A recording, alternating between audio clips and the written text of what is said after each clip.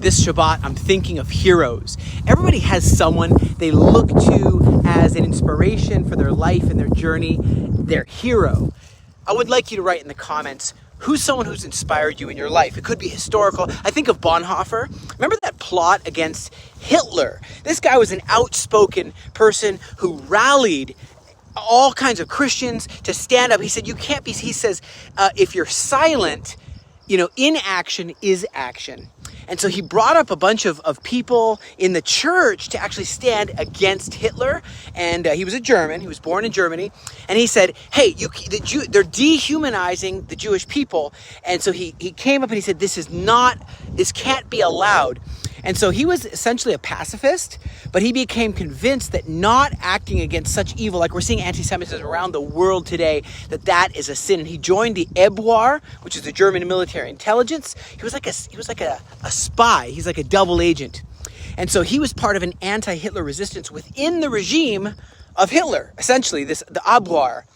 And so there was a plot to kill Hitler, and Bonhoeffer was associated with several resistance figures involved in Operation Valkyrie. Now, he didn't plant the bombs or anything, but he was totally central in the assassination attempts. Most famous one was on July 20th, 1944, bomb plot led by Klaus von Stauffenberg. Of course, he was eventually arrested. He was eventually executed in 1943. For helping Jewish people escape. That's why he was arrested. And of course, the failed plot, and there was a conspiracy about how much he really was involved. And so he was hanged on April 9th, 1945 in Flossburg concentration camp. But I really think of some of the things that, the quotes, things that he lived by. And so, remember I told you that he believed that if you're silent in the face of evil, that is evil itself.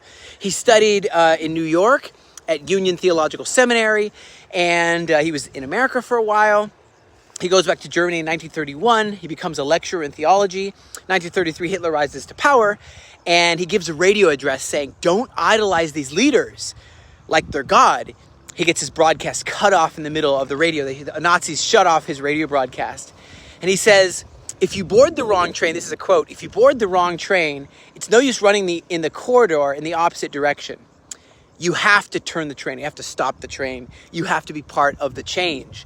And so he started preaching in all kinds of churches and saying, not to speak is actually speaking a lot. Not to act is actually acting a lot. And so he opens this underground movement.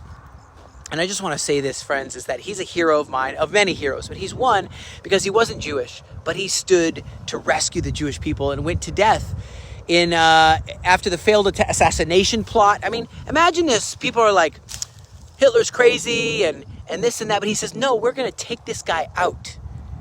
And his last words before he died in 1945 at the Flossenburg concentration camp, the last words, along with Jews, he's there. And he died along with the Jews, and he says, this is the end for me. This is the beginning of life. He says, this is the beginning of life. I think of these people who are so misguided, who are speaking out, like Khalil, this guy who's getting deported, for speaking out against what's right, against Jewish people, against the freedoms we also hold dear. And people are like, no, he should stay. Imagine he was speaking out against black students or LGBTQ students. Imagine that. But he's speaking out against Jewish people and against our fight to survive here. And people just treat this, they muddy the water and they mix it. I'm telling you what, this is a time like none other that they call evil good and good evil. Psalms chapter 37 is a really strong one, verse 35. I have seen the wicked in great power, and spreading himself like the native green tree. Yet he passed away, and behold, he was no more. Indeed, I sought him, but he could not be found. Mark the blameless man. Observe the upright, for the future of that man is peace. But the transgressors shall be destroyed together. The future of the wicked will be cut off. But the salvation of the righteous is from the Lord. He is their strength in the time of trouble. And the Lord will help them and deliver them. He will deliver them from the wicked and save them, because they trust in him. The words of King David right here. Check it out on my arm. That patch. See this patch? This is actually the house of prayer, that one I told you about, called the temple, that once stood. Guess what? This is quickly and in our day. It says in Hebrew, Behemehira Beyamenu. I am going to take this and I'm going to send it to you